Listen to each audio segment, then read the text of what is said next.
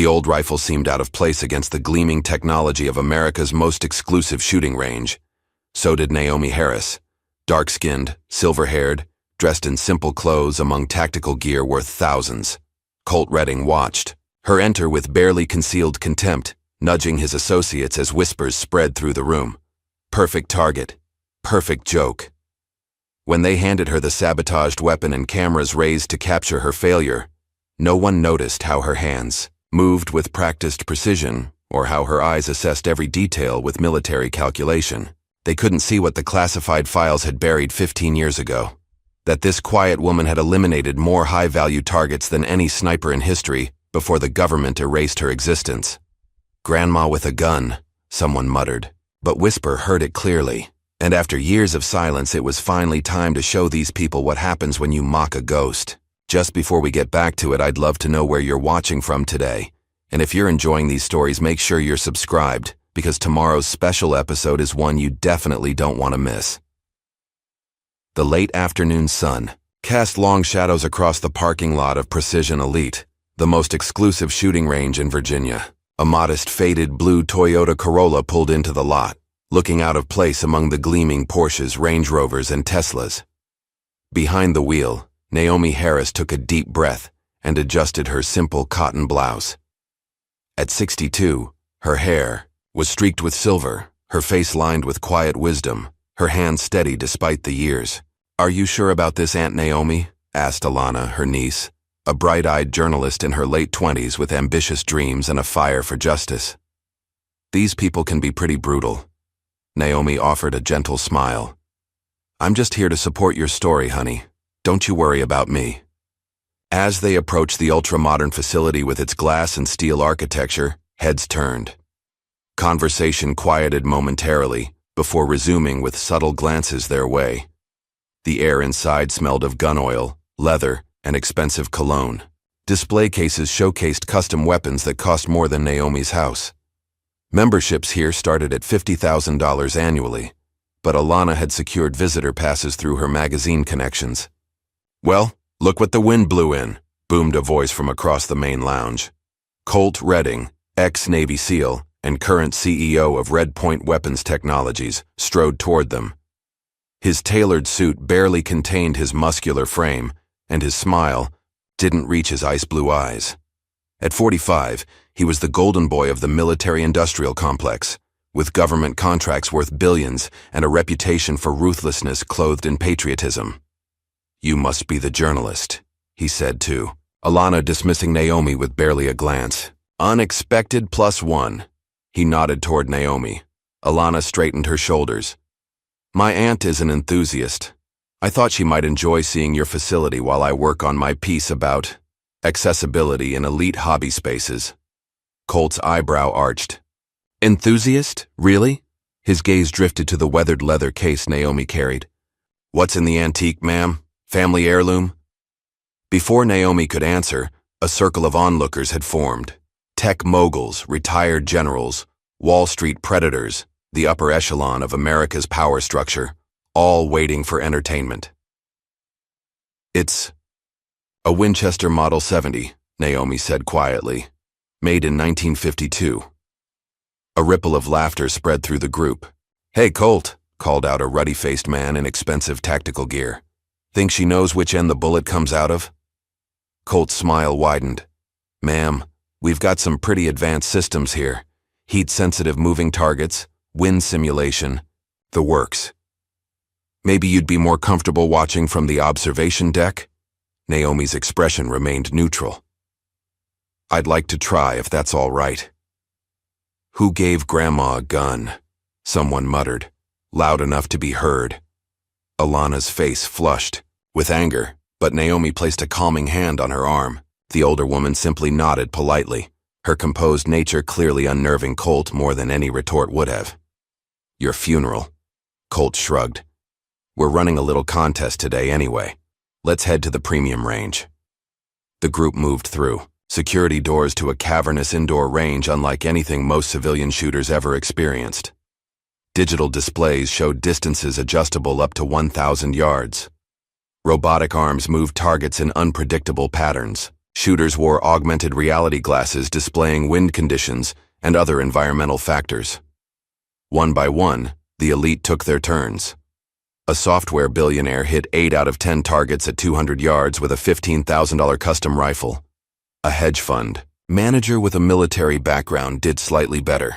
Colt himself stepped up with a prototype from his company, a semi-automated system that adjusted for wind and movement, and hit 9 out of 10 at 300 yards. Not bad for an old man, he joked to appreciative laughter. Then he gestured toward Naomi. "Let's see what Grandma's got," Alana whispered. "You don't have to do this." "I know," Naomi replied, already opening her case. The rifle she removed was beautiful in its simplicity. No electronics, no tactical accessories, just wood and metal worn smooth by decades of handling. The crowd's mockery grew louder as she methodically checked the weapon, loaded a single round, and stepped up to the firing position. "We've got a betting pool going," Colt announced. 10 grand says she doesn't hit anything but the floor. Naomi didn't respond. She simply looked downrange, raised the rifle to her shoulder and became still, so still that the room grew quiet in spite of itself. Her breathing slowed visibly. 15 seconds passed. 20. The crowd began to shift uncomfortably, then a single shot. The crack echoed through the facility. On the digital display, a perfect bullseye at 400 yards. Before anyone could react, Naomi loaded another round and fired again. Another perfect hit. "Beginner's luck," someone muttered. Naomi loaded a third round. This time she adjusted her aim slightly to the left of the target. Colt laughed. "Correction coming. Guess the luck ran out." The shot rang out. The bullet struck a steel deflection peg at the edge of the range, ricocheted perfectly to hit a second peg, then a third, before striking a clay pigeon that had just been launched from a trap. Complete silence fell over the room. Naomi calmly packed her rifle away. When she finally spoke, her voice was soft but carried throughout the stunned space. "Thank you for the opportunity." She walked toward the exit. Alana hurried after her, equally shocked. "Where'd you learn to shoot like that?" Alana asked when they reached the parking lot. Naomi's eyes held something distant, something her niece had never seen before. "It's been a while," she said simply. "Let's go." Behind them, through the glass doors, Colt Redding watched with a face, tight with something deeper than anger, a flicker of recognition and perhaps fear. The drive home was silent. Alana kept glancing at her aunt, seeing her with new eyes. The modest house Naomi had lived in for the past 15 years revealed nothing unusual. Family photos, worn, comfortable furniture, a small garden visible through the kitchen window. Nothing to suggest the woman who had just left the country's most elite marksman speechless. "I'll make some tea," Naomi said, hanging her jacket on the hook by the door. "Aunt Naomi," Alana started, setting her laptop bag down. "What just happened back there?" Naomi filled the kettle, her movements efficient and precise.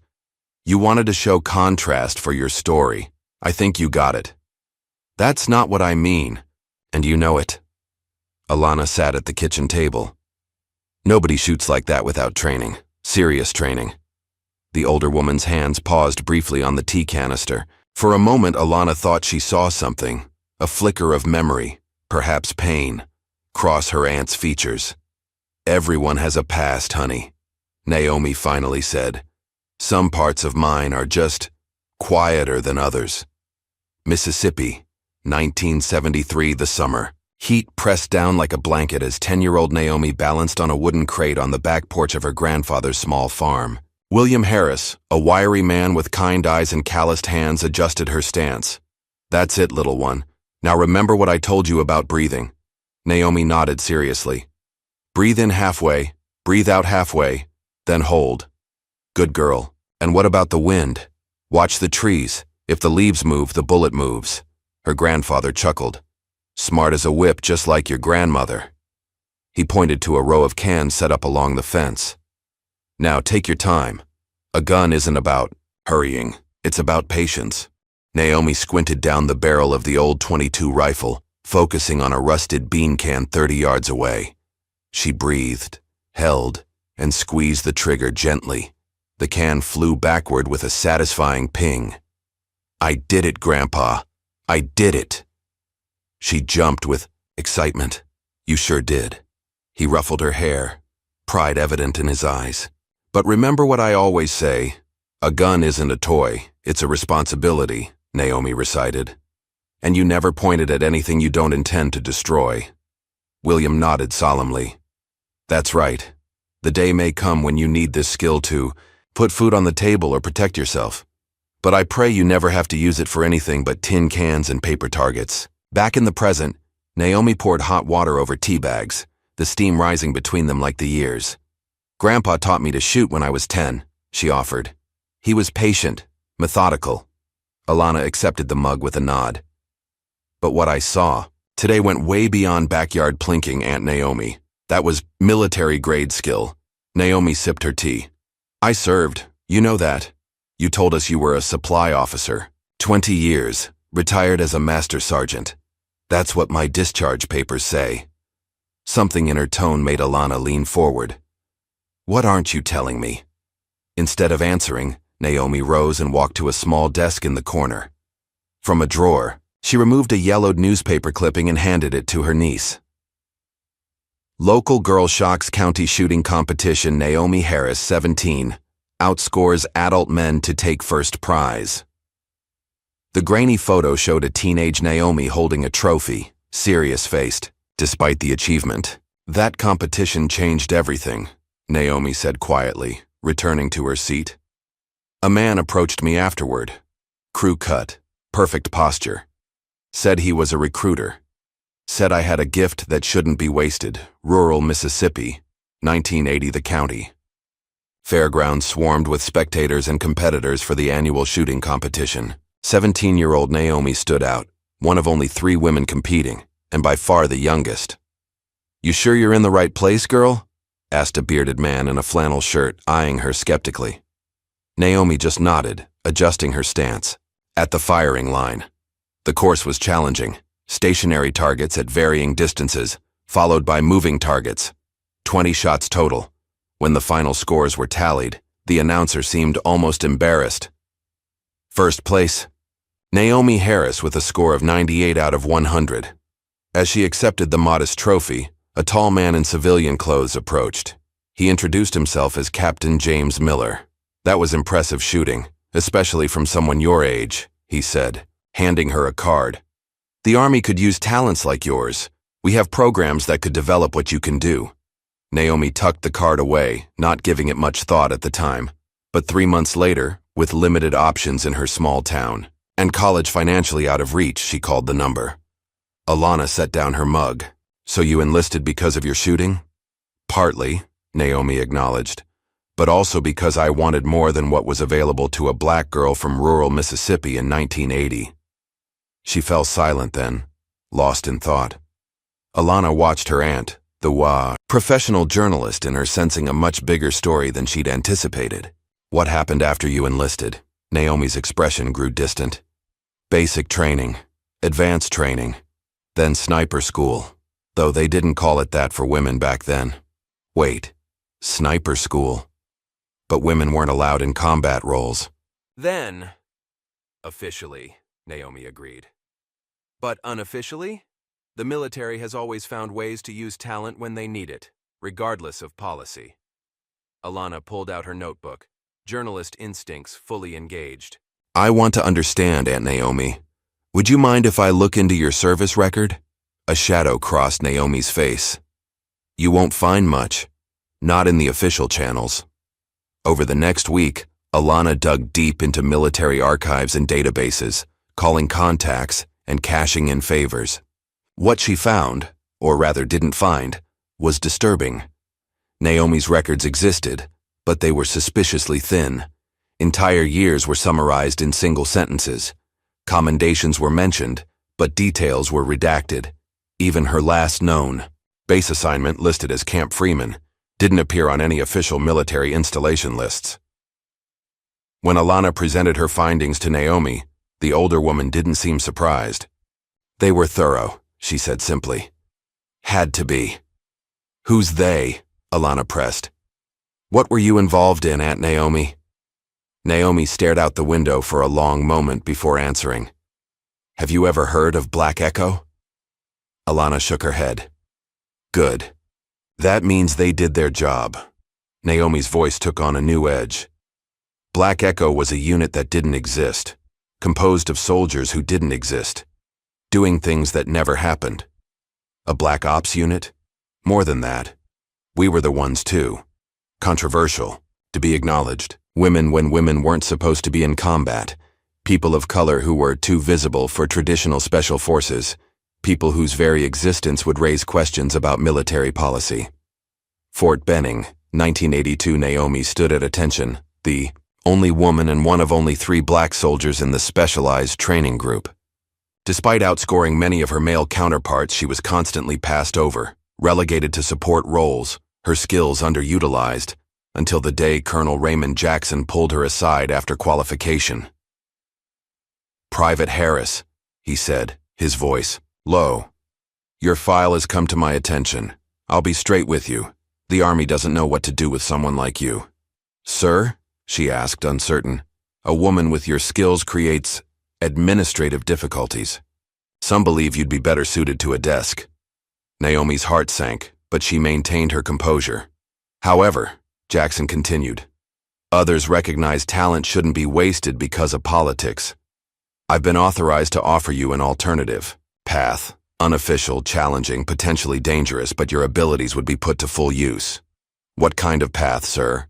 One that doesn't officially exist. You'd be deployed on missions that never happened. Your achievements would never be publicly recognized. He studied her face. Most people need acknowledgement, Harris. Glory, recognition. If that's what you're after, this isn't for you. Naomi thought about her grandfather's words about responsibility and purpose. Will I be helping people, sir? Jackson nodded slowly. In ways few others can. Then I don't need the glory. Black Echo, Naomi explained to her astonished niece, operated globally but off every radar. Rescue missions, intelligence gathering, target elimination. When conventional forces couldn't go in, political complications, deniability requirements, they sent us. How many missions? Alana asked, scribbling notes. Classified. For how long? 15 years. Alana looked up. 15 years of missions. That never happened? No recognition? No acknowledgement? That was the deal. Naomi's voice hardened slightly. Until it wasn't. Before Alana could press further, her phone buzzed with an incoming email. The subject line read simply, about Naomi Harris. The body contained only a blurry photograph. A younger Naomi, maybe 40, wearing desert camouflage, holding a small child wrapped in a blanket. Behind her, flames and smoke rose from a building. Her rifle was slung across her back, and despite the chaos around her, her expression was completely calm. What is this? Alana whispered, turning the phone toward her aunt. Naomi's face went still. Kandahar, 2004. Classified operation. Hostage rescue. She took a deep breath. Someone's breaking silence. That's concerning. Who would send this? And why now? I don't know. Naomi took the phone, studying the image. But someone's trying to tell you something. Across town, in a penthouse office overlooking the city, Colt Redding reviewed surveillance footage from the shooting range incident. Frame by frame, he analyzed Naomi's technique, her breathing pattern, her trigger discipline. Run it through recognition again, he ordered his security chief. Sir, we've already tried. Harris, Naomi. Master Sergeant, U.S. Army. Retired 2005. Supply logistics. Nothing unusual. Bullshit. Colt slammed his fist on the desk. Nobody in supply. Logistics shoots like that. Nobody but... He trailed off, eyes narrowing. Sir, access my personal files. Operation Sandstorm 2005. Cross-reference with call sign Whisper. The security chief looked uncomfortable. Sir, those files are sealed by Pentagon directive. Even accessing them could... Just do it, Colt snapped, turning back to the screen, freezing on Naomi's face at the moment of her impossible ricochet shot. I know who you are, he whispered to the image. I just can't prove it yet. That evening, as Naomi prepared dinner, a plain envelope was slipped under her front door. No. Postmark, no return address. Inside was a single rifle cartridge, a specific kind used for long-range precision shooting. Beneath it lay a handwritten note. You're not the only one they erased. Naomi held the bullet up to the light, examining it carefully. Her hands, which had remained perfectly steady at the shooting range, now trembled slightly. Who is it? Alana asked from the doorway, having seen the envelope's arrival. Someone from the past, Naomi replied quietly. Someone who knows what's coming. What does that mean? What's coming? Naomi tucked the bullet and note into her pocket. War, she said simply. Of a very specific kind. She turned toward the kitchen window, gazing out at the darkening sky. They've spent 20 years pretending I don't exist. Now they're about to remember why. Naomi's unexpected display of skill at the Precision Elite range had spread through certain circles like wildfire. The whispers reached Colt Redding as he sat in his corner office, overlooking the Virginia skyline. On his desk lay a dossier, frustratingly incomplete, about Naomi Harris. Sir, the event is confirmed for Saturday, his assistant said from the doorway. We've secured exclusive streaming rights through Battlesphere. Colt nodded without looking up. And our special guest? Ms. Harris received the invitation this morning. Her niece called to confirm attendance. A cold smile spread across Colt's face. Perfect. The invitation Naomi received was printed on heavy cardstock with gold embossing. A Veterans Honor shooting competition to benefit wounded warriors. It mentioned Naomi specifically as a distinguished guest who would be recognized for her service. What it didn't mention was Colt Redding's true intentions. I don't like this, Alana said, examining the invitation at Naomi's kitchen table. Why would he invite you after what happened? Naomi sipped her coffee thoughtfully. Either to make amends or to set a trap. She set down her mug. Likely the second. Then why go? Because sometimes, Naomi replied, you need to trigger the trap to expose the trapper. The event was elaborate, hosted at Redpoint Technologies' private testing facility. Red, white, and blue bunting draped the entrance. Corporate sponsors had logos prominently displayed. A small crowd of influential people mingled, sipping champagne and discussing weapons with animated enthusiasm. When Naomi arrived with Alana, cameras turned their way. Colt approached, all smiles and outstretched hand. Ms. Harris, so glad you could make it. His voice carried for the benefit of nearby microphones. We're honored to have a veteran of your experience join us today. Naomi shook his hand, her expression neutral. Thank you for the invitation, Mr. Redding. Please call me Colt. He gestured to a waiting assistant. We have a special place for you in our program. But first, we'd like to present you with this token of appreciation. The assistant came forward with a polished wooden box. Inside was a gleaming trophy with an engraved plate. In recognition of service and participation, cameras flashed. Naomi accepted it with grace, though Alana noticed her aunt's subtle tensing at the wording. Participation, not excellence or skill. And now, Colt continued, we'd be honored if you'd demonstrate your expertise for our guests and viewers at home. He gestured toward the shooting range. We've prepared a special rifle for you. A technician approached with a sleek modern rifle, a Redpoint Precision X9, the company's flagship product. It looked impressive, but Naomi's eyes narrowed almost imperceptibly as she examined it. This is too generous, she said carefully. Nothing but the best for our veterans, Colt replied smoothly. Please, the audience is waiting. The range was set up with cameras to capture every angle. A digital display showed the target at 500 yards, challenging but not impossible for someone of Naomi's skill. The crowd quieted as she took position. Alana watched from the sidelines, her journalist's instincts flaring. Something felt wrong. The way the technician smirked, the expectant look in Colt's eyes. Naomi raised the rifle, adjusting her stance. She took a breath, aimed, and fired. The shot went wide, missing the target entirely. A murmur rippled through the crowd. Naomi frowned, adjusted, and fired again. Another miss, this one even farther off. Laughter, quiet at first, then louder, spread through the audience. Colt's smile widened. Perhaps the modern equipment is different from what you're used to, he suggested, loud enough for everyone to hear. Naomi examined the rifle more carefully, running her fingers along the barrel and checking the scope. To most observers, she looked confused, overwhelmed by the technology. But Alana caught the flash of recognition in her aunt's eyes. Naomi lowered the weapon. "Thank you for the opportunity," she said, echoing her words from their first encounter. But this time they were met with outright laughter. Colt stepped forward, taking the rifle. "Let me show you how it's done." He fired 3 quick shots, all perfect bullseyes. The crowd applauded enthusiastically. "Don't feel bad," he told Naomi, his voice dripping with false sympathy. "These systems are designed for professionals." The humiliation was complete. Cameras captured every moment of Naomi's apparent incompetence. As they left the event, Alana was fuming. "He set you up. That rifle was rigged, wasn't it?" Naomi walked steadily toward the car. Barrel was off-center. Scope was misaligned. "Yes. We should expose him. I can write." "No," Naomi cut her off. "Not yet. But he publicly humiliated you. Already the video is trending online. Our granny with a gun is going viral." Naomi's expression remained calm. "Let them laugh. Arrogance makes people careless.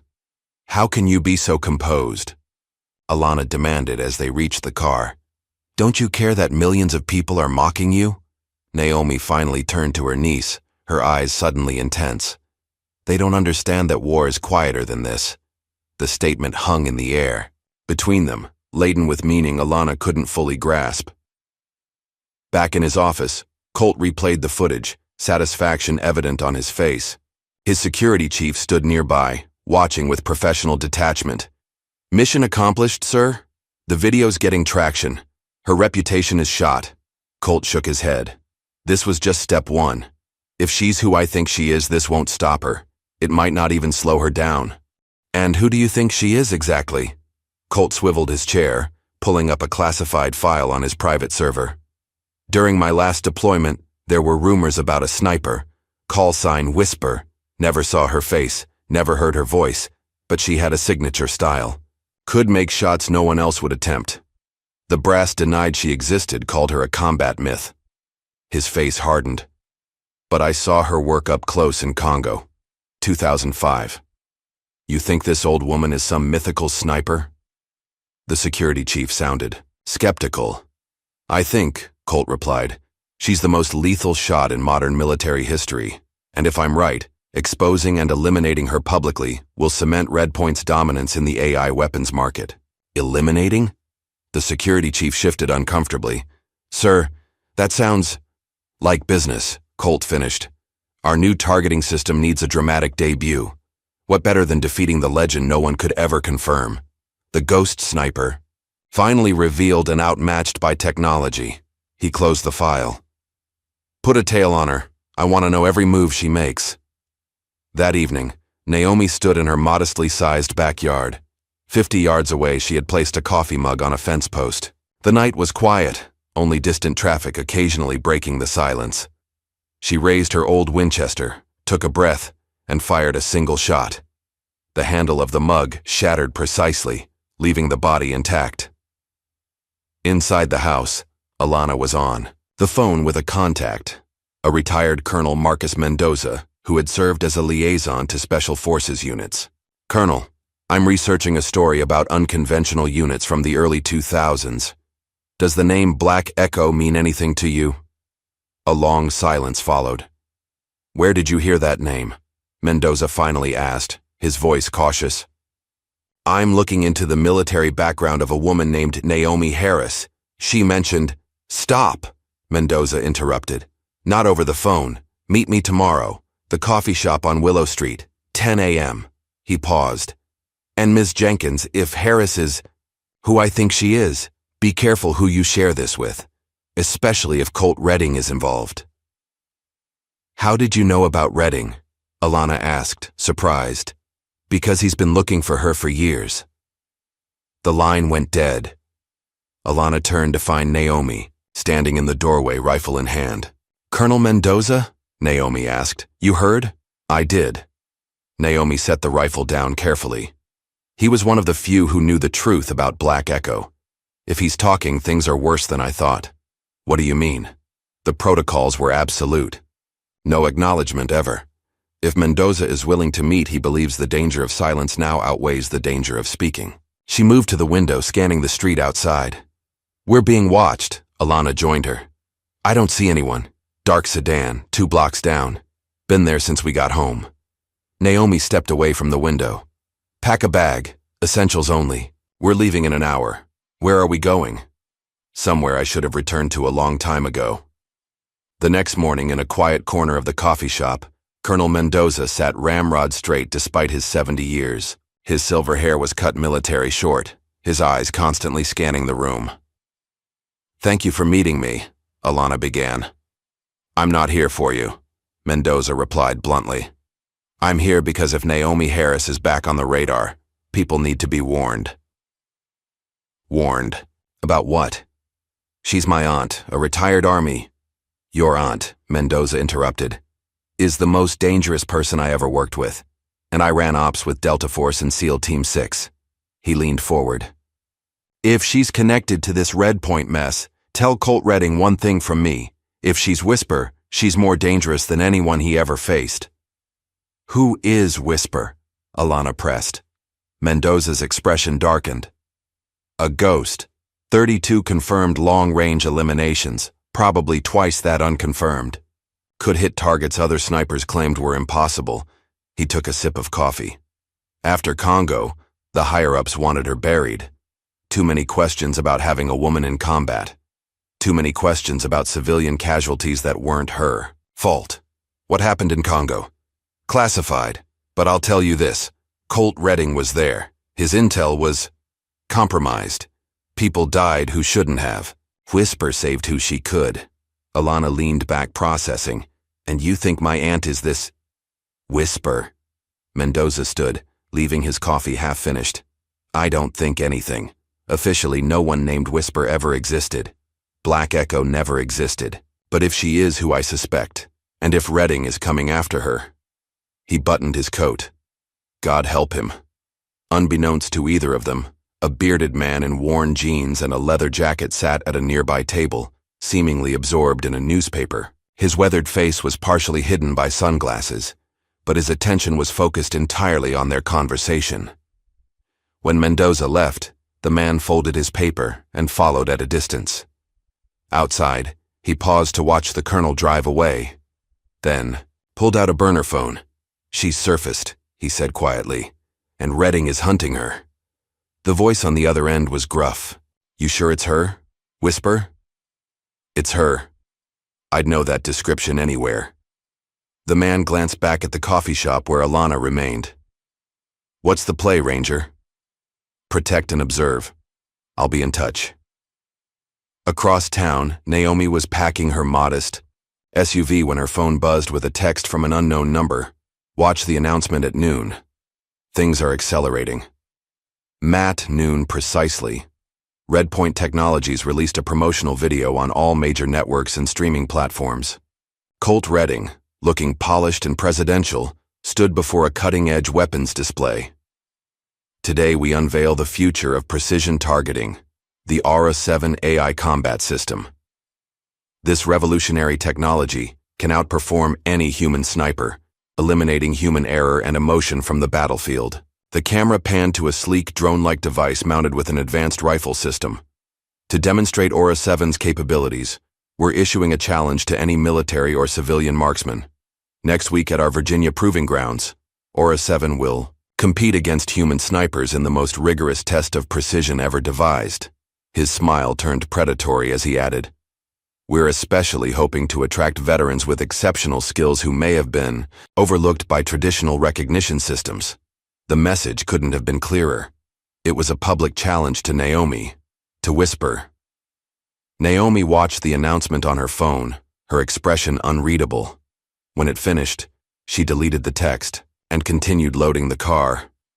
"We're still leaving?" Alana asked, joining her with a small suitcase. "More important now than ever."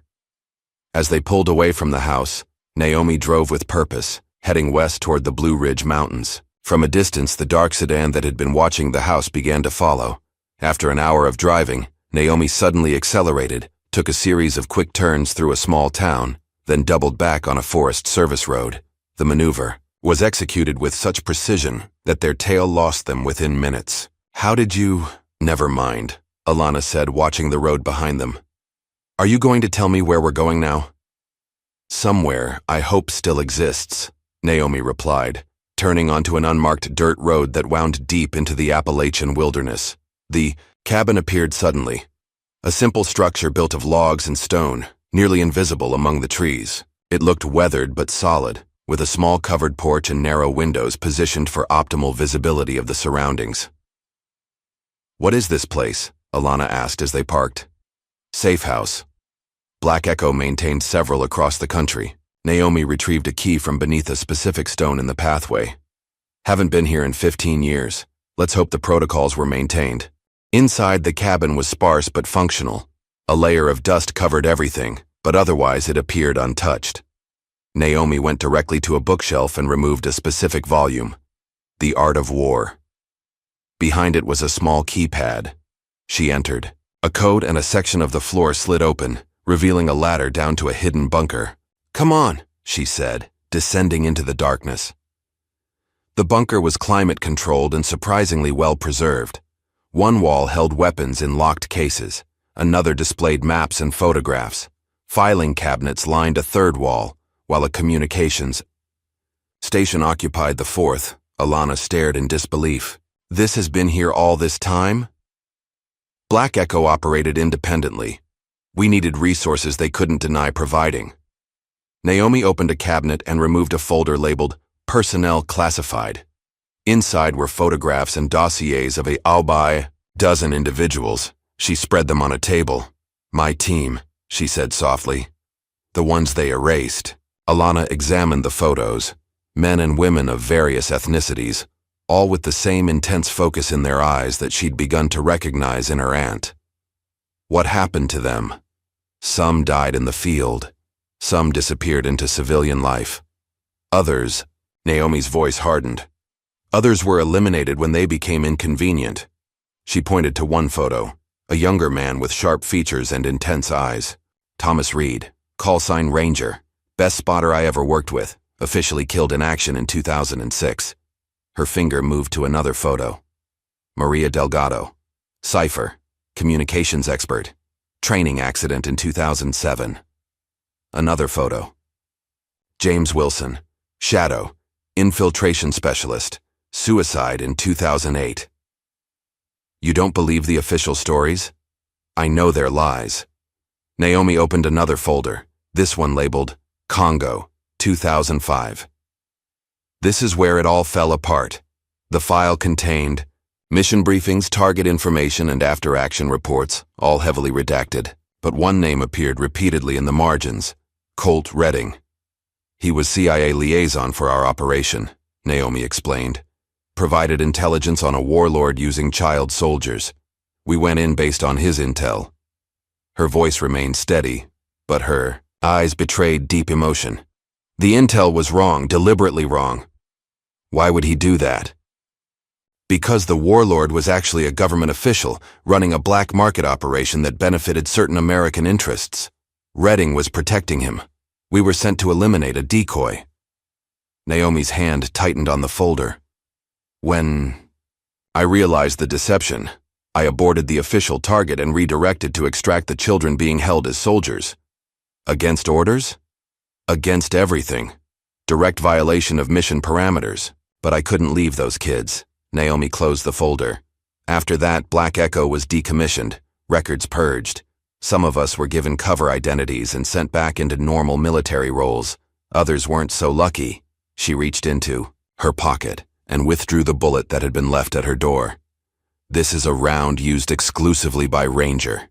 If he's alive and reaching out now, it means one thing. What? War, Naomi said simply. And Colt Redding is the target. Night fell over the cabin, wrapping it in mountain darkness. Naomi had checked and secured the perimeter, set up motion sensors from the bunker's supplies, and prepared basic defensive positions. Now she sat by the window, a cup of tea cooling beside her, her rifle within reach. Alana worked at the cabin's small table, organizing her notes and piecing together the fragments of her aunt's secret history. "Why did you agree to come to Redding's event?" she asked. "You had to know it was a trap." "I needed to confirm his intentions," Naomi replied, without turning from the window. "Now I know. He wants to flush me out, force me to reveal myself publicly, then use his AI system to defeat me. For what purpose? Military contracts. If his Aura 7 can outperform the legendary Whisper, every military in the world will want it." Naomi took a sip of her tea. "Plus personal revenge. I embarrassed him in Congo by exposing his lie. Men like Redding don't forget such things." A soft beep from Naomi's phone interrupted them. She checked the screen, then quickly moved away from the window. "Kill the lights," she ordered. "Now!" Alana complied immediately. The cabin plunged into darkness. "What is it?" she whispered. "Motion sensors. 3 triggers on the south approach. Professional pattern." Naomi moved silently to her rifle and checked the magazine. "Get to the bunker. Lock the hatch. I'm not leaving you alone. This isn't a debate." Naomi's voice was calm but firm. "Bunker. Now." Reluctantly, Alana descended the ladder and secured the hatch as instructed. Through small air vents, she could faintly hear what happened above. For several minutes, there was only silence. Then, a subtle creak on the porch. The cabin door eased open with a whisper of hinges. Footsteps, multiple sets, moving with practiced stealth. A voice barely audible. "Clear the corners. She's here somewhere." What followed was a symphony of violence conducted in near silence. A sudden thud, a choked gasp, the sound of a body falling, a brief scuffle from another room, ending in a sharp crack. 2 gunshots, suppressed little, more than coughs in the night, followed by complete stillness. 10 minutes later, the bunker hatch opened. Naomi descended the ladder, a small cut above her eye, the only evidence of conflict. "It's safe," she said simply. Upstairs, Alana found 3 men in tactical gear, unconscious or dead, their weapons secured. Naomi had already begun searching them for identification. "Mercenaries," she concluded, examining a satellite phone from one man's pocket. "Private contractors, expensive ones. Are they?" 2 unconscious, 1 dead. "He didn't give me a choice." Naomi's voice held no apology, just fact. "They're Redding's men, sent to find us, probably to eliminate us if convenient." She placed a handwritten note on the chest of the squad leader. "Wrong house. Next time, I shoot first." "We need to move," she told Alana. "This location is compromised." "Where will we go?" "Deeper into the mountains. I have one more place." Naomi packed efficiently, taking only essentials and select files from the bunker. "We need to be gone before their check-in time passes." As they loaded the car, Alana struggled to reconcile the aunt she'd known all her life with the lethal operative she'd just witnessed in action. "How many times have you done this?" she asked. As they drove away, lights off, navigating by moonlight. "Done what?" "Neutralized a tactical team. Alone. In the dark." Naomi was silent for a moment. "Enough times that it feels like muscle memory." 3 hours and numerous backroad detours later, they arrived at another cabin. Smaller, more remote, virtually invisible unless you knew exactly where to look. Built into the side of a ravine, it had clear sight lines in all directions and multiple escape routes. Once inside, Naomi secured the perimeter before bringing in their supplies. This cabin also had a hidden space. Not a bunker, but a concealed room behind the fireplace, accessible by rotating a specific stone in the hearth. Here was Naomi's personal archive, medals never officially awarded, photographs of her team in various locations around the world, mission logs handwritten to avoid digital tracking, and most prominently, her primary weapon, a customized Macmillan TAC 338 sniper rifle, preserved in perfect condition. "This is who I really am," Naomi said, watching Alana take in the room. "Not the aunt who brought you birthday presents, not the retired sergeant who volunteers at the VA hospital. This. Alana moved to a photograph showing a younger Naomi with 4 other soldiers, all smiling despite the desert heat visible in the background. Your team? What remained of it by 2004. That's Ranger. She pointed to the man Alana recognized from the dossier photo. Maria, James, and Eric. What happened to Eric? Naomi's face softened slightly. Heart attack 3 years ago, the only one who died a natural death. She turned away from the photo. We made a pact after Congo. If one of us was ever exposed or targeted, the others would come. But after what happened to Maria and James, I stopped believing anyone was left. She removed the bullet from her pocket again. Until this arrived. The sound of a vehicle approaching sent them both into alert mode. Naomi moved to a small window with a view of the access road, rifle ready. A single figure approached on foot. Tall, bearded, moving with military precision despite his apparent age. Naomi's breath caught. It's him. Who? Ranger. She opened the door before he could knock. For a long moment, they simply stared at each other. 2 ghosts from a classified past, reunited after 15 years. Whisper, he said finally, his voice rough with emotion and years. You're supposed to be dead, she replied. So are you. A hint of a smile crossed his weathered face. Naomi stepped aside to let him enter. No embrace, no dramatic reunion, just the quiet acknowledgement of soldiers who had seen too much together to need such gestures. Inside, Ranger nodded to Alana. The journalist niece. You've been busy. This is Thomas Reed, Naomi introduced him. Former Master Sergeant, Army Rangers. Before Black Echo recruited him.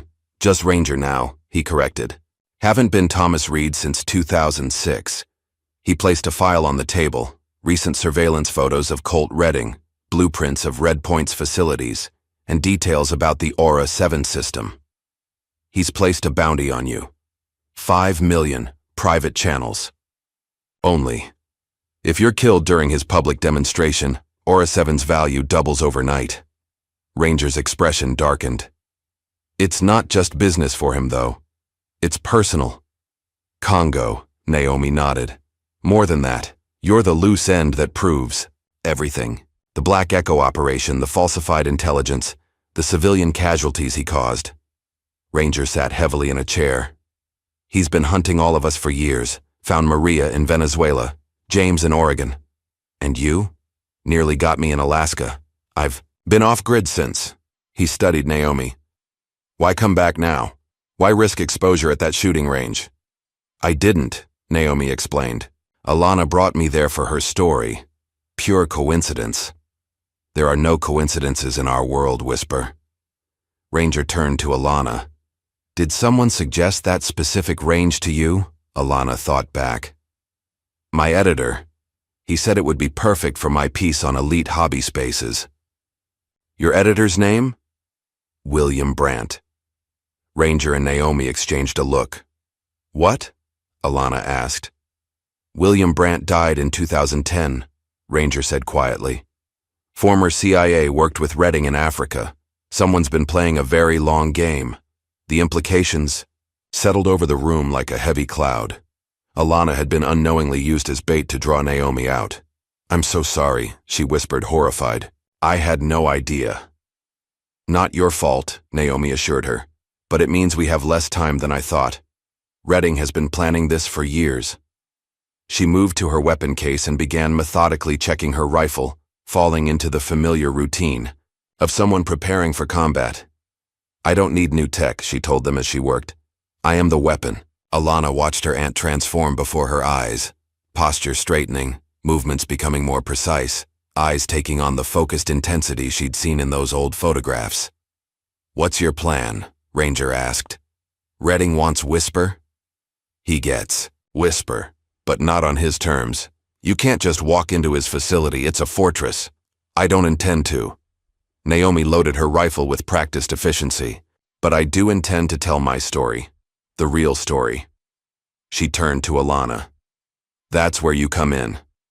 Alana straightened. What do you need? Write it. All of it. Black Echo, Congo, the cover-up. But publish it as fiction. Fiction? A novel about a legendary sniper erased from history. Call it Whisper in the Wind. Publish it anonymously. It gives us plausible deniability while still getting the truth out. It won't be enough to stop him, Ranger cautioned. No, Naomi agreed. But it's a start. A distraction while we plan the real operation. She looked at the photo of her team one more time, then back to the rifle in her hands. You buried me alive, Colt, she whispered. Let's see if you're ready. For me to rise. As night deepened around the cabin, the three began to plan in earnest. Alana started writing, transforming classified history into fiction that would soon spread across the internet. Ranger created secure communications with other veterans who might help. And Naomi, Whisper, prepared for a confrontation 15 years in the making. The hunter was about to become the hunted. Dawn broke over the mountains, casting long shadows across the cabin where Naomi, Ranger, and Alana had worked through the night. Coffee cups littered the table alongside maps, blueprints, and handwritten notes. Alana's laptop showed the final draft of what would soon become an underground sensation. It's ready, she said, running a hand through her disheveled hair. I've sent it to 3 independent publishers under a pseudonym. No digital trail back to me. Naomi leaned over to read the title page. Whisper in the Wind. The untold story of America's most lethal ghost. Will it work? Alana asked, uncertainty creeping into her voice for the first time. People love conspiracy theories about secret government programs, Ranger replied, checking his burner phone for updates, especially ones with a kernel of truth. Naomi nodded. The veterans will know. They've heard the rumors for years, the invisible sniper, the shots that couldn't be made. They'll recognize the truth even disguised as fiction. Within 48 hours, digital copies of Whisper in the Wind began circulating on veteran forums, military message boards, and specialized chat groups. Initially dismissed as creative fiction, the story gained traction when certain details rang too true to be invented. Specific operations, geographical markers, tactics that were never made public. A retired sergeant major in Kansas posted, I was in Fallujah 2004. Saw that impossible shot described on page 83. Always wondered who made it. Now I know. A former intelligence officer wrote, the Congo operation wasn't fiction. I processed those reports. Whisper lives began trending in encrypted military forums, spreading like wildfire through networks of those who served. At Red Point, Technology's headquarters, Colt Redding stared at his tablet, face grim as his security chief briefed him on the latest developments. The story's gone viral in military circles, sir. Veterans are claiming it confirms rumors they've heard for years. The man swiped to another screen. And the team we sent to the mountains, they were neutralized. 1 fatality, 2 with serious injuries. Colt hurled his tablet across the room. She's playing me. Sir, this is exactly what she wants. Drawing attention, creating whispers, making me look over my shoulder. He paced the length of his office. She's trying to rattle me before the weapons expo. The security chief shifted uncomfortably. Should we postpone? Absolutely not. We accelerate. Colt straightened his tie, composure returning. Move the demonstration. Up to next week, maximum security, and deploy RS-7. The prototype isn't fully tested. It's tested enough to hunt 1 woman. Colt turned to the wall of screens displaying the sprawling Red Point compound. Load it with everything we have on her. Congo footage, shooting patterns, psychological profile. I wanted to know her better than she knows herself. Deep in the Virginia forest, Naomi slipped between trees like a shadow, moving with the silence that had earned her call sign.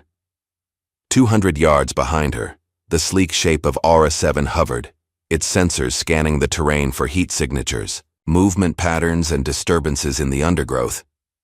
The AI drone had picked up her trail 3 hours earlier, dispatched after facial recognition caught her on a traffic camera near Roanoke. Now, predator and prey engaged in a deadly game of cat and mouse. Naomi moved downwind, careful to leave misleading tracks. She'd learned long ago how to fool electronic surveillance, walking in streams to mask heat signatures, using natural formations to block sensor angles, creating decoys to trigger false positives. The machine was learning, adapting to her tactics, but so was she. Each time it recalibrated, she changed her approach. Back at the cabin, Ranger monitored the drone's movements through a hacked feed on his laptop, communicating with Naomi through a subdermal earpiece. "It's adjusting its sweep pattern," he warned. "Coming around from the East Ridge now." "Copy," Naomi whispered, barely moving her lips. "Time for the heart trick." She removed a small device from her pocket, a medical-grade pulse simulator they'd modified from equipment in the bunker. Setting it to match her normal heartbeat, she placed it beneath a fallen log, covered it with her jacket, and moved away in the opposite direction. Aura 7 detected the heartbeat and adjusted course, sensors locking onto the heat signature and rhythmic pulse. As it closed in on the decoy, Naomi circled behind it, studying its construction, movements, and targeting systems. "Just as I thought," she subvocalized to Ranger. "It's based on the IX-72 platform. Same weaknesses at the sensor junction." The drone hovered over her jacket, confused by the heartbeat without corresponding body mass. As its processors worked to resolve the inconsistency, Naomi slipped away, gathering the intelligence they needed. She was nearly a mile away when the drone finally determined the decoy nature of its target. By then, she had disappeared into terrain too dense for aerial pursuit. At the cabin, Alana monitored news feeds and social media reaction to her story, while Ranger maintained communication with Naomi. A notification pinged on her laptop. A message from Colonel Mendoza through the secure channel they'd established. "Been waiting for this." Attached was a file containing contact information for 7 former military personnel, each with connections to Black Echo or knowledge of its operations. Some had already responded to the Whisper story with cryptic confirmations. Others had remained silent, but Mendoza's message suggested they were watching, waiting for a signal. "The old guard is responding," Alana told Ranger. "Mendoza's bringing people in." "Good. We'll need them." Ranger's weathered face showed the first hint of hope since his arrival. This was never going to be a 3-person operation. Naomi returned at dusk, mud-streaked and exhausted but carrying valuable intelligence. Aura 7 has 3 critical vulnerabilities, she reported, sketching the drone's design from memory. "Sensor relay points here, and here. Main processor housing is poorly shielded, and the targeting system requires 4 seconds of continuous lock before firing. Too long." "Can we use that?" Alana asked. "We can," Naomi confirmed. "But first, we need to access Redding's primary database, the one storing all Black Echo operations." Ranger looked up sharply. "The analog storage? That's a myth. Black Echo missions were never recorded." "They told us that," Naomi agreed. "But Colt's former security head contacted Mendoza last year before dying of cancer, confessed that Redding maintained a private surveillance bunker where all operations were recorded, insurance against ever being implicated." "Where?" Ranger demanded. "Beneath the Red Point testing facility, where the Weapons Expo will be held next week." Naomi spread out the facility blueprints they'd acquired. "We'll never get a better opportunity to access it." As they plotted their approach, Naomi's phone chimed with an alert. The message contained a single image, a long-range surveillance photo of her walking through the forest, clearly taken by Aura 7, with crosshairs superimposed over her head. The accompanying text, "Rid, I missed this time. On purpose." Naomi's expression didn't change, but something in her eyes hardened. She walked to the window, staring out at the gathering darkness. "What is it?" Alana asked. "He's testing me, showing off his toy." Naomi turned back to them. Time to respond. The next morning, as Colt Redding reviewed security footage from his private estate, he noticed something unusual.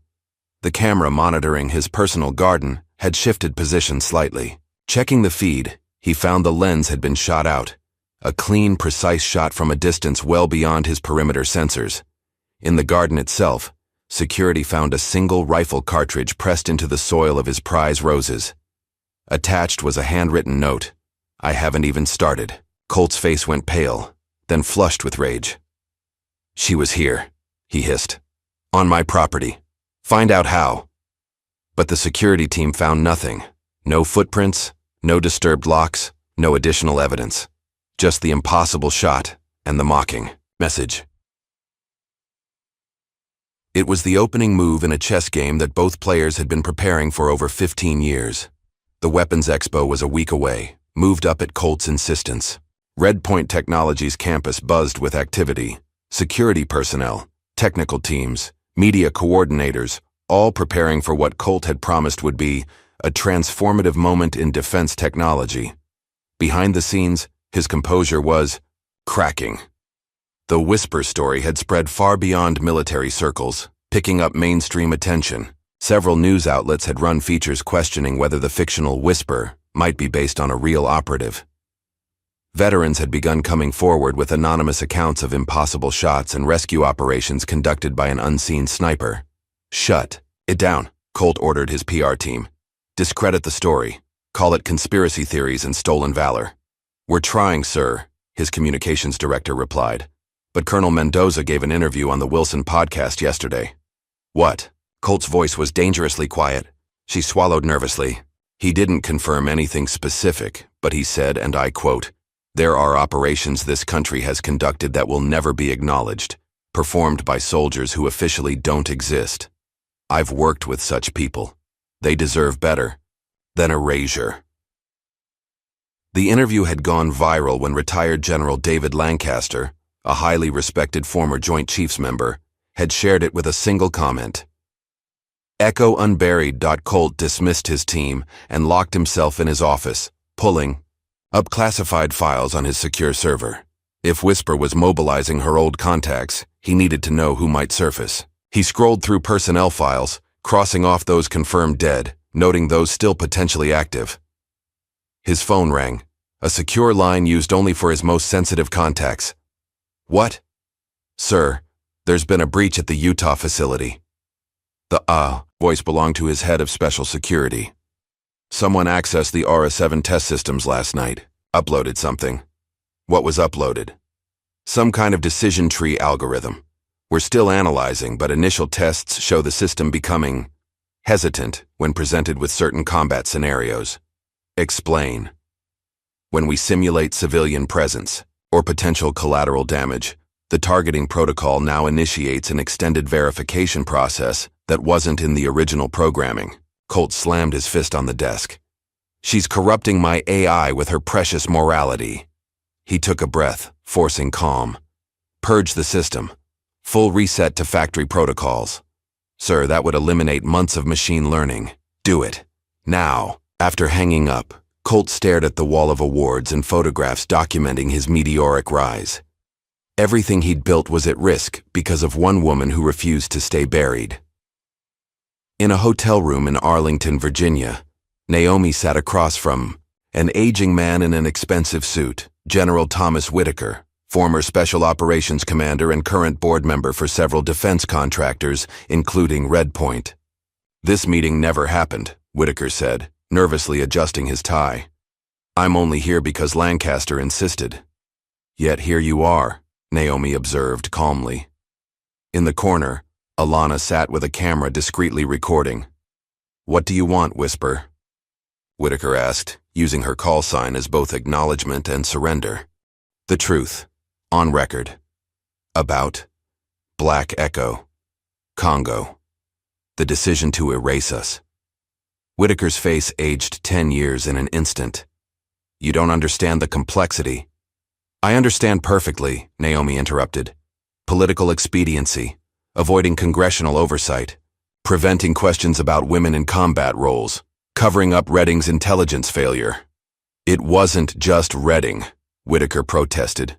"There were layers of approval." "Say it," Naomi demanded, her voice quiet but unyielding. The general looked away, then back, resignation in his eyes.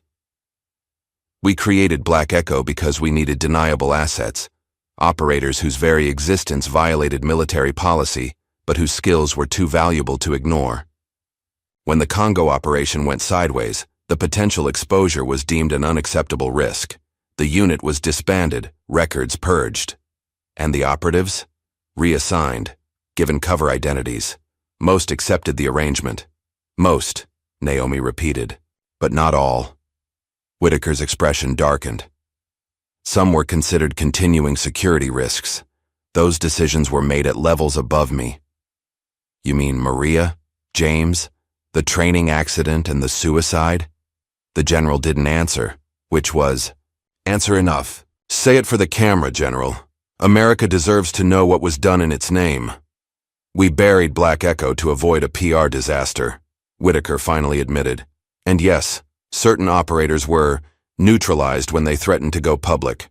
When the interview was complete, Naomi left Whitaker with a flash drive containing the full Congo mission file. "Review your conscience, General," she said from the doorway. "Then decide which side of history you want to be on next week." Back at their temporary base, a farmhouse outside Arlington secured through Mendoza's connections, Naomi, Ranger, and Alana consolidated their intelligence. "Whitaker's testimony completes the picture," Alana said, reviewing her notes. "Combined with the Whisper story and the veteran accounts coming in, we have enough to expose the whole operation. Not without proof," Ranger cautioned. "Testimony alone won't be enough against someone with Redding's connections." "That's why we need access to his bunker during the expo," Naomi reminded them. "The analog tapes are the only irrefutable evidence. Their planning was interrupted by an unexpected visitor, a man in tactical gear who approached the farmhouse openly, hands visible. Ranger covered him from an upstairs window while Naomi met him at the door, pistol concealed behind her back. "Marcus King," the man introduced himself. "Former Delta, then private security. Redding hired me to find you." "Yet here you are, approaching alone and exposed," Naomi observed. "Interesting career strategy." "I know who you are," King said simply. "I was in Kandahar 2004. You saved my team when that school collapsed. Command said no sniper was deployed that day. I knew it was a lie." Naomi's posture shifted slightly. Not quite relaxation, but a subtle acknowledgement. "Redding's offering $5 million for your location," King continued. "Double if you're taken out during his demonstration. And you're here because? Because I owe you. And because I've seen Redding's operation from the inside. He has a surveillance bunker beneath the main facility. Everything Black Echo ever did is stored there on old tape reels. It's his insurance policy." Naomi nodded. "We know. What you don't know is that he's accelerated the timeline. Demonstration's been moved up to Thursday. And he's doubled security, former operators, all with kill authorization." After King left with a secured communication channel to contact them, Alana looked troubled. "Can we trust him?" "We'll verify the information," Ranger replied, already on his laptop. "But if he's right about the accelerated timeline, we need to move faster." "The plan remains the same," Naomi said, studying the facility blueprints. "We infiltrate during the expo. Ranger accesses the bunker while I keep Redding occupied. Alana manages the information release." "And the additional security?" Alana asked. "Just means more witnesses when the truth comes out." Naomi's expression was determined. "They think they're protecting Redding. They'll soon learn they're guarding a war criminal." As their preparations intensified, Ranger received word from his contacts inside the Red Point facility. The AURA-7 system had been reset, purged of the moral framework Naomi had uploaded. It was now being programmed with a single primary target profile. Whisper. "He's removed the safety protocols," Ranger reported grimly. "The AI is now authorized for lethal force without human confirmation." "Good," Naomi said, checking her weapons one final time. "An AI is only as ethical as the person who programs it. Let Redding show his true self to the world." The night before the expo, Alana found Naomi sitting alone on the farmhouse porch, staring at the stars. For the first time since this began, her aunt looked tired, not physically, but in a deeper sense. "Do you ever wonder what life would have been like if you'd never joined Black Echo?" Alana asked, sitting beside her. Naomi considered the question. "Sometimes. I might have had a family, a normal career, fewer nightmares." She smiled faintly. But I wouldn't trade what I did. Those children in Congo would be dead. Those hostages, in Kandahar too. Some of your freedom was purchased with my anonymity. That doesn't seem fair. War rarely is. Naomi turned to her niece. Whatever happens tomorrow, I need you to know something. I've never been prouder than watching you find this story and pursue the truth, no matter where it led. Even though I was manipulated into exposing you, especially then. You could have walked away when things got dangerous. You didn't. Alana took her aunt's hand. What happens after, if we succeed? I don't know, Naomi admitted. Never planned for an after. One step at a time. Dawn found them ready, communications checked, weapons prepared, disguises arranged. The small team that would change military history gathered one last time before departing. Justice doesn't come in pieces, Naomi told them, eyes alight with purpose. It comes in fire. As the Red Point Weapons Expo opened to invited guests, a cargo van approached the service entrance. Inside, Ranger, disguised as technical support, prepared to infiltrate the facility's lower levels. Alana, posing as media, had already cleared security with impeccable false credentials provided by Mendoza's network. Across town, Naomi changed into the uniform of Red Point's private security force, acquired through King's connections. Her hair was now cropped short, her appearance altered just enough to pass casual inspection. The legendary sniper had become invisible again, hiding in plain sight, moving through the world unnoticed, just as she had for 15 years of classified operations. In his private suite, Colt Redding reviewed his presentation notes, unaware that the ghost he'd tried to erase was already inside his fortress, methodically dismantling the empire he'd built on lies and buried bodies. The final confrontation was about to begin. The Red Point Technologies Expo Center gleamed like a fortress of glass and steel under the morning sun. Security checkpoints controlled every entrance, with armed guards, metal detectors, and facial recognition scanners, processing the stream of defense contractors, military officials, foreign dignitaries, and media representatives. Inside the main exhibition hall, technicians made final adjustments to the Aura-7 display. The sleek gunmetal gray drone hung suspended above a circular stage, its weapons systems prominently featured. Digital displays surrounding it showcased simulated battlefield scenarios where the AI had supposedly outperformed human snipers. Colt Redding moved through the space like a conductor before his orchestra, immaculate in a tailored suit, projecting confidence despite the tension evident in his shoulders. His security chief remained close, coordinating teams through an earpiece. "Perimeter secure, sir," the man reported. "All guests accounted for. No signs of Harris or her associates." "She'll come," Colt replied, adjusting his cufflinks. "She won't be able to resist. And if she does?" Colt's smile was cold. "Then Aura-7 gets a live demonstration instead of a simulated one."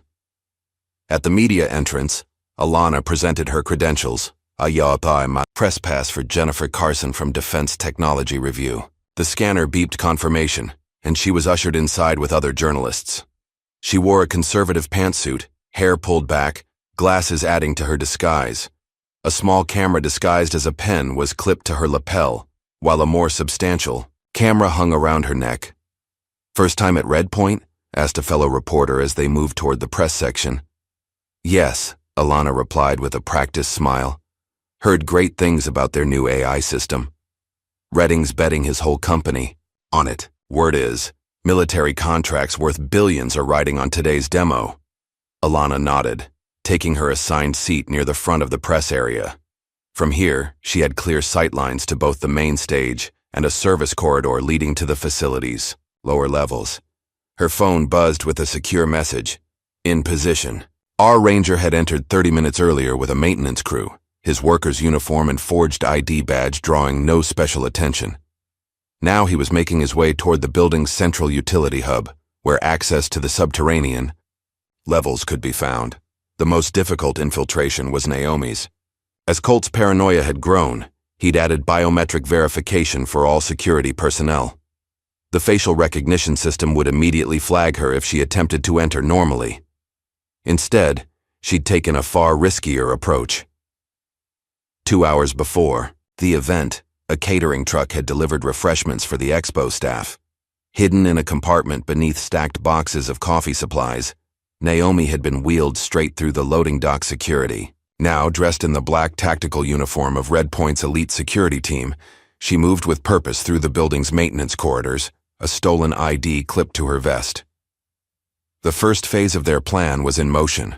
Ranger encountered his first obstacle at the utility hub. 2 guards were stationed outside, checking IDs of anyone attempting to access the restricted area. "System upgrade for the main presentation," he explained, showing his forged credentials. "Mr. Redding wants no technical glitches during the demonstration." One guard checked his tablet. "Don't see any scheduled maintenance." Last-minute request. "Call it in if you need to, but if something goes wrong with the feed during Redding's big moment." He left the implication hanging. The guards exchanged looks. "Make it quick," the senior one finally said, swiping his access card. Once inside, Ranger moved quickly to a maintenance terminal, plugging in a specialized device Mendoza had provided. Within seconds, he had access to the building's internal systems. He disabled specific security cameras along his planned route, looped footage in others, and most importantly, unlocked the restricted elevator leading to the lower levels. "Pathway clear," he subvocalized into his concealed mic. "Moving to Phase 2. Alana received the message through her earpiece as Colt Redding took the stage to thunderous applause. She activated the camera pen, beginning to record as he launched into his presentation. "Ladies and gentlemen, today marks the dawn of a new era in defense technology," Colt announced, his voice echoing through the hall. "For centuries, the skilled sniper has been the most precise instrument of military force. Today, that changes. Behind him, massive screens displayed dramatic footage of Aura 7 in action, striking targets with uncanny precision, navigating complex environments, operating in weather conditions that would ground human snipers. Human error, emotion, fatigue. These limitations have always defined the boundaries of combat effectiveness," Colt continued. "Aura 7 eliminates these variables. It never tires, never hesitates, never questions." Alana's eyes narrowed at this last point, recognizing it as a direct reference to Naomi's actions in Congo. She glanced toward the service corridor, where a shadow moved. Naomi, right on schedule. As the presentation continued, Alana activated the second phase of their plan, connecting her phone to the Expo Center's unsecured guest Wi-Fi.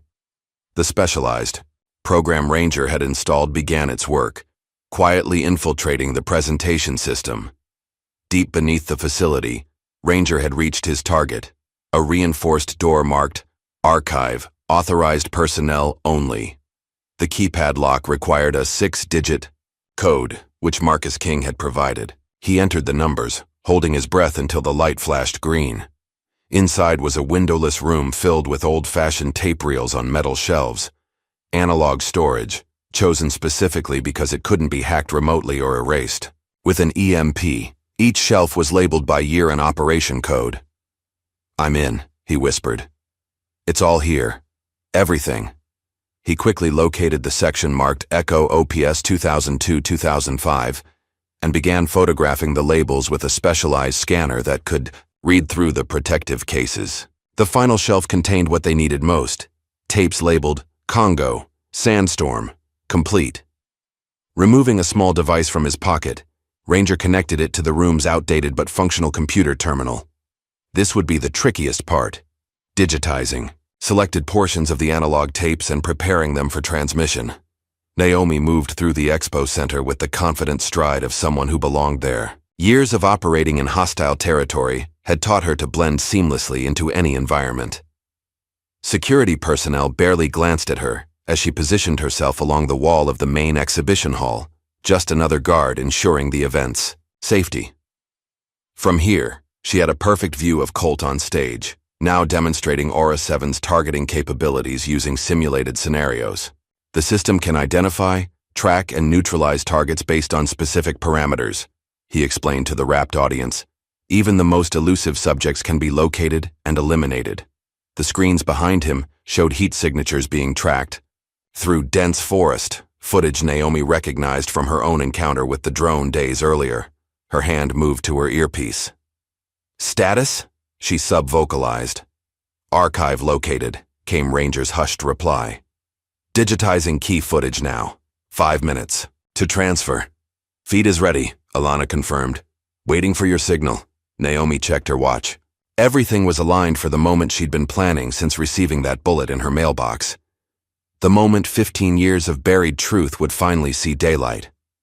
Colt was building to his crescendo, the audience completely engaged, too. "Truly appreciate Aura-7's capabilities. We've programmed it with the most challenging target parameters possible," he announced. "Based on a legendary but unverified military asset, a sniper so skilled that some claim the records were deliberately erased." A murmur ran through the crowd. Many recognized the reference to the whisper story that had been circulating. "Today, we put those myths to rest," Colt declared. "Aura-7 doesn't just match the best human performance, it exceeds it." He turned to a technician. "Initiate the whisper simulation."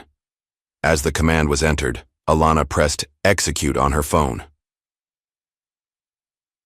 For a moment, nothing happened. Then the massive screens flickered. Instead of the planned simulation, grainy footage appeared, clearly from a military operation. A younger Colt Redding stood in a dusty village, speaking to a local official. Money changed hands. Weapons were visible in the background. "What the hell?" Colt's voice boomed over the speakers as he stared up at the screens in shock. The footage changed to show the aftermath of an attack. Bodies in the street. Buildings burning. Then a timestamp appeared, followed by mission logs detailing how intelligence had been falsified, leading to civilian casualties. Colt lunged toward the technicians. "Shut it down! Now!" But it was too late. The system had been completely overridden. Now the screen showed footage of a female sniper providing cover as children were evacuated from a compound under fire, unmistakably Naomi, though her face was partially obscured. The final document appeared, a classified order signed by Colt authorizing the elimination of Black Echo operatives who posed a security risk. The exhibition hall erupted in chaos. Military officials rose from their seats, demanding explanations. Journalists frantically photographed the screens. Security personnel looked to Colt for direction, but he was already moving, not toward the stage controls, but toward a concealed exit behind the main platform. "He's running," Naomi said into her mic, already in pursuit. Headed for the emergency exit, Alana stood, capturing every moment with her camera. "It's done. The upload is complete, going to every major news outlet and military command center." Colt burst through the emergency exit into a maintenance corridor, 2 security guards flanking him. His face was flushed with rage and panic as he pulled out his phone. "Activate Aura-7 targeting. Override code Sierra Tango 991. "Sir, there are civilians," one guard began. "Do it now," Colt barked, hurrying toward the executive elevator that would take him to the underground parking garage where a vehicle waited. They rounded a corner and froze. Naomi stood blocking their path, her security uniform discarded to reveal tactical gear underneath. Her rifle was raised, aimed with the steady precision that had made her a legend. "That's far enough, Colt," she said calmly. The security guards reached for their weapons, but Naomi's voice stopped them. "I'm not here for you. Walk away now, and you walk away clean." Something in her tone, the absolute certainty behind it, made the men hesitate. They looked at Colt, whose face had gone pale. "She's a terrorist," he shouted. "Take her down." Instead, the guards slowly lowered their weapons and backed away. Colt's reputation versus the evidence they'd just witnessed on screen. The choice wasn't difficult. "You cowards," Colt screamed after them before turning back to Naomi. "You think this changes anything? I still have friends at the highest levels. This will all be buried again by tomorrow." "No, Colt, not this time." Naomi took a step forward. "The world saw. The Pentagon saw. There's no putting this back in the box." A mechanical whir from above made them both look up. Aura-7 had entered the corridor through a ventilation shaft, its weapon system locked on Naomi. Colt's panicked expression morphed into triumph. It recognizes you, the perfect target. He backed toward the elevator. Goodbye, Whisper. But Naomi didn't run or take cover. Instead, she lowered her rifle and looked directly into the drone's optical sensors. Aura 7, execute authentication protocol, Echo Whisper 3. The drone hesitated, its targeting system flickering. What are you doing? Colt demanded. Your reset wasn't complete, Naomi explained calmly. Your team purged the moral framework, but they missed the deep code I embedded. A recognition protocol keyed to my voice pattern and specific command sequences. The drone continued to hover, weapon still trained on Naomi but not firing. That's impossible, Colt whispered. You built a kingdom on the backs of ghosts, Naomi said, raising her rifle again. I'm here to collect. Colt lunged for the elevator, jabbing frantically at the call button. As the doors opened, he drew a concealed handgun, firing wildly at Naomi. She ducked, returning fire with a precision shot that struck his leg, sending him crashing to the floor. He dragged himself halfway, into the elevator, still reaching for the control panel when Naomi approached. For a terrible moment, Colt stared up at the barrel of her rifle, certain his life was about to end. Instead, Naomi kicked his gun away and pulled him fully into the corridor. You don't deserve a quick end, she said, securing his hands with zip ties. You deserve to face everyone you betrayed. Colt's eyes blazed with hatred and fear. You could have had everything. Power, money, recognition. Why throw it all away for people who never even knew you existed? Because that was never the point, Naomi replied, hauling him to his feet. Some of us serve without needing the glory. By the time Naomi emerged into the main exhibition hall, dragging a wounded Colt, the situation had transformed. FBI agents had secured the building. Military police were interviewing witnesses.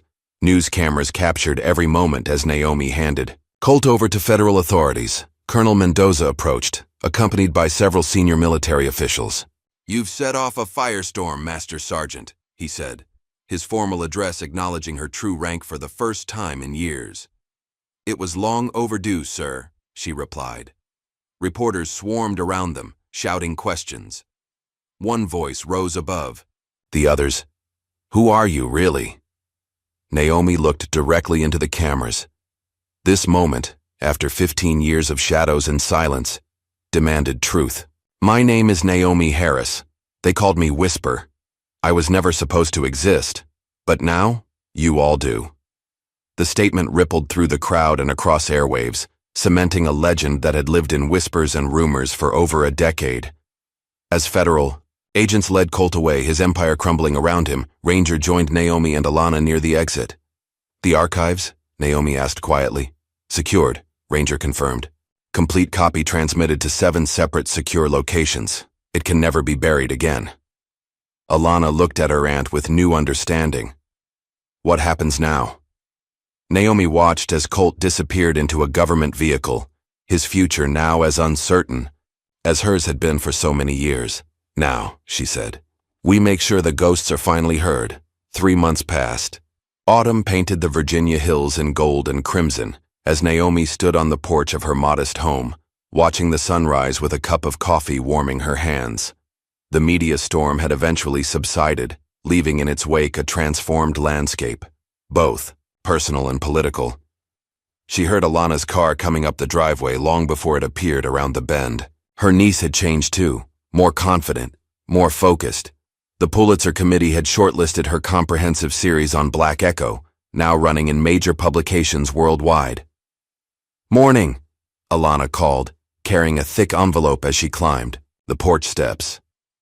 Just got the advance copies. She handed Naomi a hardcover book.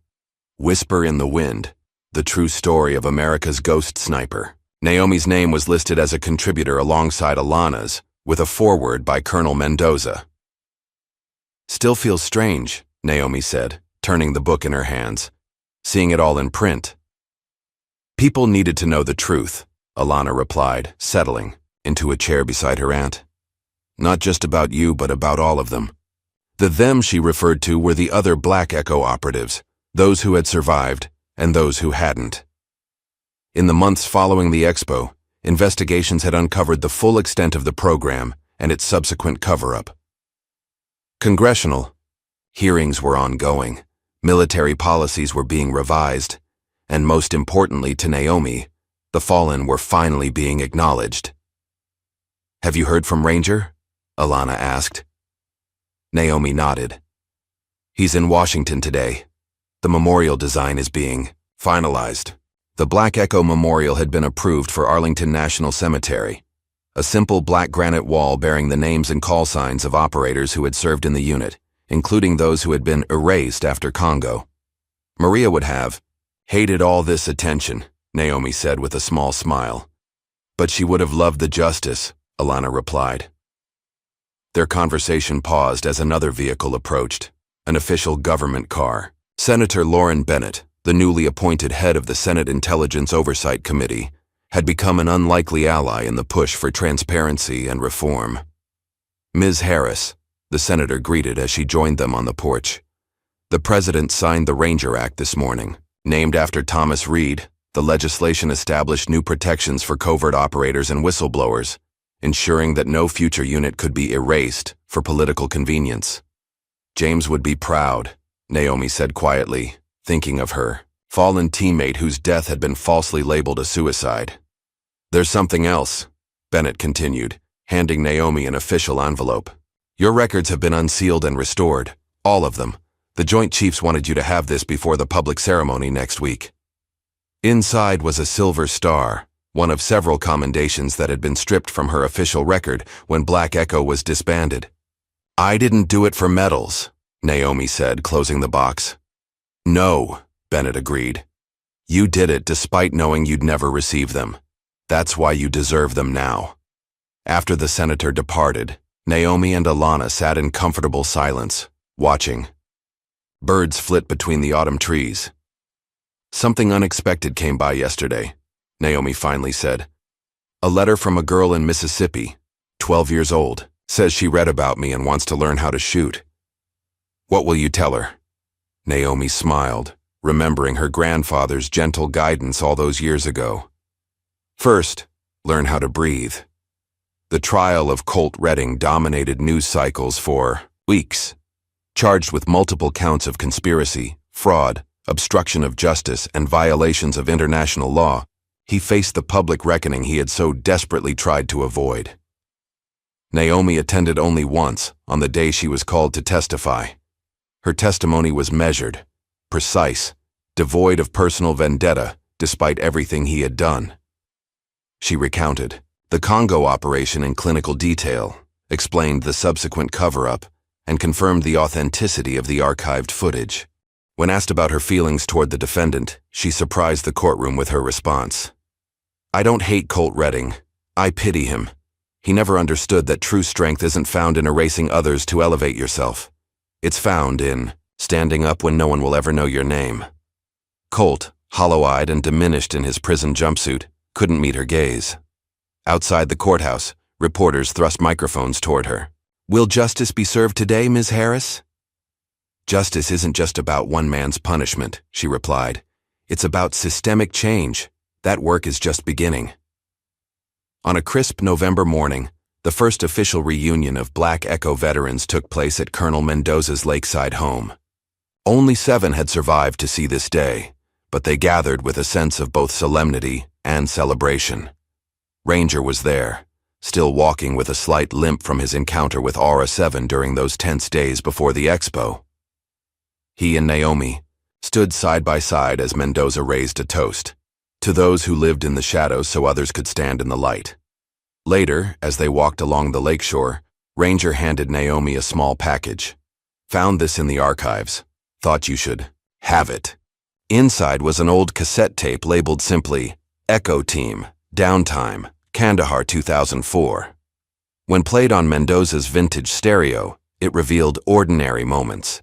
Team members playing cards, sharing jokes, Maria teaching everyone a dance to a popular song of that era. Tears filled Naomi's eyes as she watched these ghosts live again, her stoic composure finally cracking at these simple human moments that had been denied official existence. "This is what they tried to erase," she whispered. "Not," Just operations, people, lives. 1 year after the Expo revelation, Naomi and Alana returned to Precision Elite, the shooting range where it had all begun. The facility had new ownership now, a veteran-owned company committed to inclusivity and education. They had invited Naomi to test their redesigned course. As she prepared her rifle, the same Winchester her grandfather had taught her with, a group of young shooters watched with reverent attention. "Is it true you can hit a target from 2 miles away?" one asked. "On a good day, with the right conditions," Naomi replied modestly. She completed the course with her characteristic precision, but this time there was no mockery, only respect. Afterward, the manager approached with an unexpected question. "We're starting a training program for disadvantaged youth, teaching discipline, focus, responsibility. Would you consider being an instructor?" Naomi thought about the young girl from Mississippi who had written to her, about her grandfather's patient lessons on that back porch so many years ago, about all the young people who might benefit from the skills she'd spent a lifetime perfecting. "I'd be honored," she said. The Black Echo Memorial was dedicated on a snow-dusted December morning. Hundreds gathered despite the cold. Military personnel, government officials, families of the fallen, and ordinary citizens who had been moved by the story of the invisible operators who had served without recognition. Naomi stood beside the bossa other survivors as the black granite was unveiled, each name etched into the stone now permanent, undeniable. Maria, James, Eric, and so many others. As the ceremony concluded, Naomi placed a single bullet at the base of the memorial. The same one Ranger had left in her mailbox, which had set everything in motion. A young reporter approached cautiously. "Ms. Harris, how does it feel to finally receive recognition after all these years?" Naomi considered the question, watching snowflakes settle on the memorial stone. "Some wars end in silence. Some in flame," she replied finally. "Mine ended when I remembered who I was, and made the world remember too." The years that followed brought changes Naomi could never have anticipated. Alana's book became required reading at military academies. The shooting program for disadvantaged youth expanded, nationally. The Ranger Act transformed how covert operations were documented and overseen. But perhaps the most meaningful moment came 5 years later, on the porch of her grandfather's old home in Mississippi, which Naomi had restored with her long-denied back pay. A teenage girl aimed carefully at a row of cans on the fence, her breath creating small clouds in the winter air. When she fired, the can flew backward with a satisfying ping. "I did it," she exclaimed, the same words Naomi had spoken on this very spot over 50 years earlier. "You sure did," Naomi replied, her silver hair catching the late afternoon sun. "But remember what I always say. A gun isn't a toy, it's a responsibility," the girl recited. "And you never point it at anything you don't intend to destroy." Naomi smiled, feeling the circle complete itself. She had gone from erased to remembered, from shadow to mentor. As the sun set over the fields where her journey had begun, she felt a peace that had eluded her for decades. In the distance, birds took flight against the darkening sky. Naomi watched them until they disappeared, whispering a silent farewell to the ghosts who had walked beside her all these years, now finally at rest. The simple black woman who had once been mocked at a shooting range had become a living legend. Her true legacy not in the shots she had taken, but in the truth she had finally brought to light. To the ones they tried to erase, what would you fight for if the world erased your existence? What truth matters enough to break your silence?